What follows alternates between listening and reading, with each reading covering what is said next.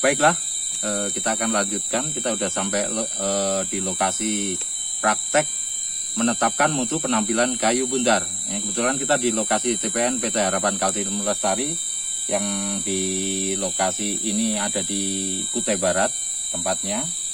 Nah, untuk mengawalinya, kita lihat dulu.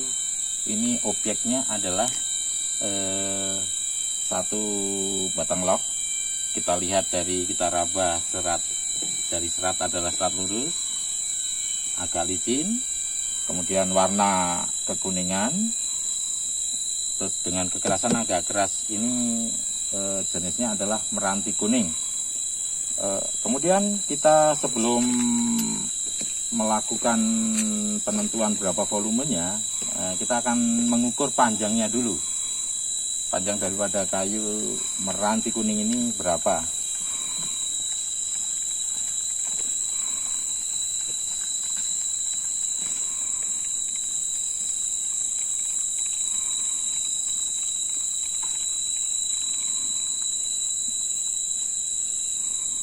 Oke, sudah bisa ini. Jadi panjang kayu, kalau kita lihat dari hasil pengukuran ini adalah 21,22 cm. Nah, ini kita tulis 21,20 meter nanti di buku ukur. Sebelumnya untuk menentukan diameter kayu, kita seperti biasa untuk kita ukur jarak terpendek dulu. Kita tentukan titik bontos dulu. Titik bontos ada di sini. Kemudian kita cari yang terpendek. Yang terpendek adalah 71 cm. Kemudian jarak terpanjangnya 78 cm. 78 cm. Dan kemudian karena ini cacat belah, kita akan tentukan ada berapa cacat di sini. Ini ada 1, 2, 3 cacat. Jadi untuk cacat belahnya kita ukur dari sini. Yang pertama, cacat belah pertama adalah 117 cm. Kemudian yang kedua, ini ada cacat sepanjang 126 cm. Kemudian cacat ketiga kita ukur, ini agak panjang, ini 182. Untuk cacat di ujung pangkal kita udah bisa mengukurnya. Nah, kemudian kita akan ukur daripada cacat kelurusannya. Kita ke arah sana.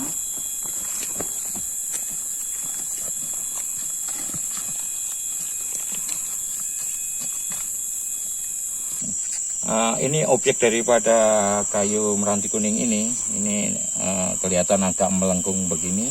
Nah, ini posisi daripada pita ukur itu harus tegak. Kemudian kita ukur selisih tinggi dari pita diameter ini. Di sini kelengkungan ada 10. Posisi cacat lengkungnya di sini ketinggian 10. Kemudian yang belum kita ukur tadi adalah diameter ujung kayu. Ya. Ini diameter ujung kayu.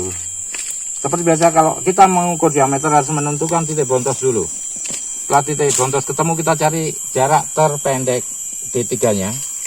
D3-nya di sini ketemu 45,5. Jadi diameter tidak boleh pakai koma. Jadi kita nanti masukin 45 cm. Kemudian untuk D4-nya itu ketemu 49,5 juga. Kita tulis 49,5. Nah, baiklah, seperti itu hasil pengukuran di lapangan. Nanti dasar perhitungan akan kita sampaikan di slide berikutnya. Baiklah, saya akan sampaikan daripada hasil pengukuran di lapangan. untuk menetapkan mutu daripada kayu bundar.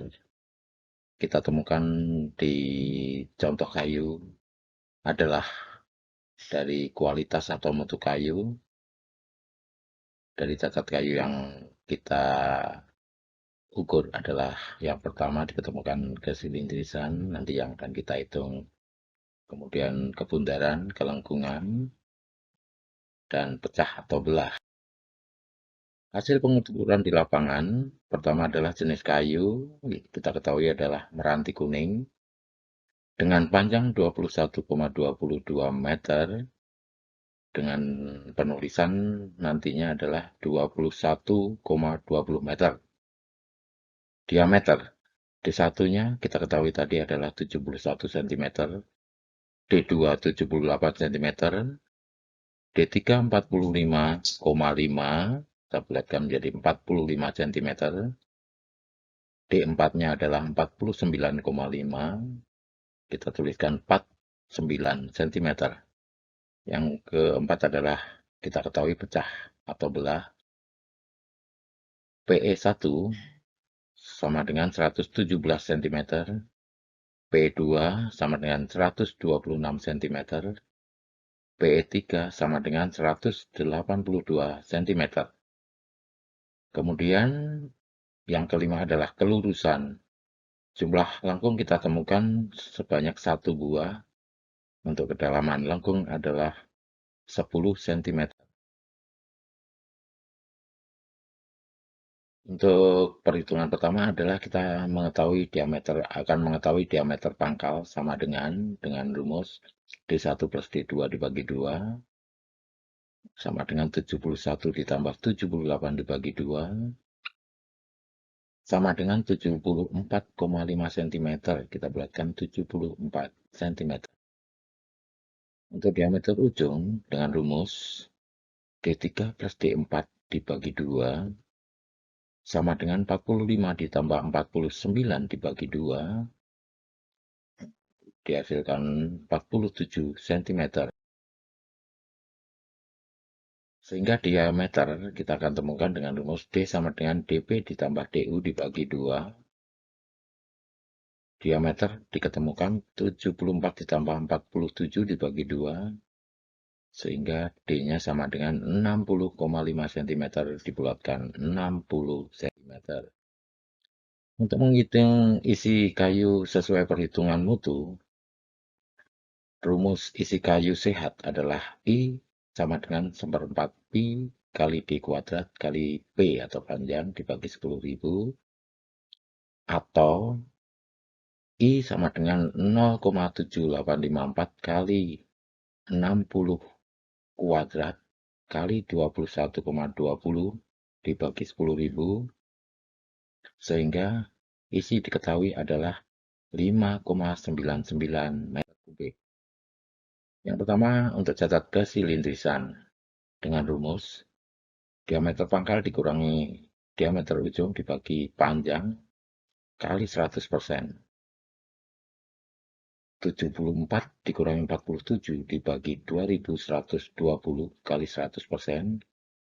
Sehingga diketemukan untuk kesilindrisan adalah 1,27%. Untuk ukuran kesilindrisan dengan hasil 1,27%, P termasuk kategori hampir silindris. Dalam kurung hasil silindris di SNI itu standarnya dari tabel lebih besar daripada 1% sampai 2% panjang. Itu masuk ke kategori mutu P.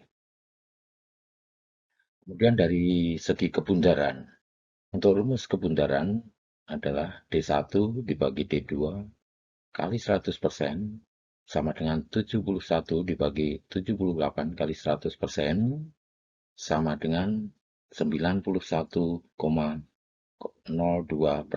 Dibulatkan menjadi 91%. Sama dengan D3 dibagi D4 kali 100% sama dengan 45 dibagi 49 kali 100%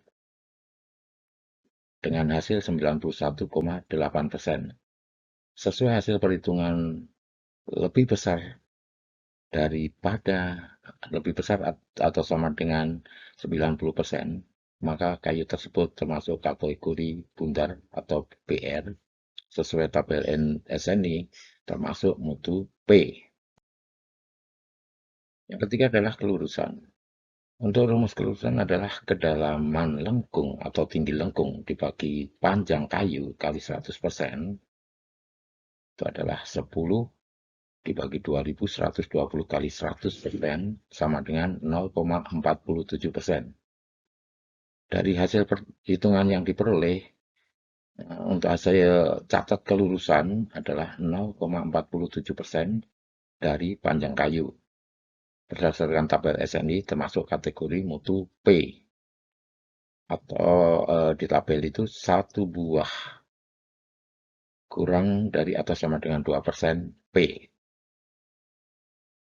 Yang keempat adalah kita hitung untuk pecah atau belah PE. Jika pecah atau PE yang berhadapan, dihitung satu PE yang terpanjang. Jadi satu bidang pecah itu kita cari yang paling panjang. Dengan rumus PE terpanjang dibagi panjang daripada kayu kali 100%. Sama dengan 182 dibagi 2120 kali 100% sama dengan 8,6%. Dari hasil perhitungan diperoleh hasil pecah atau belah PE dari panjang kayu berdasarkan tabel SNI termasuk kategori mutu U karena itu lebih kecil atau sama dengan 20% P. Jadi dari keseluruhan kita bisa simpulkan. Yang pertama adalah kesilindrisan, termasuk kategori hampir silindris dengan mutu sesuai standar SNI adalah B. Kemudian kebundaran, termasuk kategori bundar dengan standar mutunya adalah P. Untuk kelurusan, hasil kelurusan satu buah kurang dari atau sama dengan 2% P, termasuk di SNI masuk mutu P. Yang keempat adalah pecah atau belah. Dari hasil perhitungan adalah hasil PE kurang dari atau sama dengan 20% P, itu masuk ke mutu U. Secara keseluruhan kualitas kayu tersebut termasuk mutu P dalam standar SNI.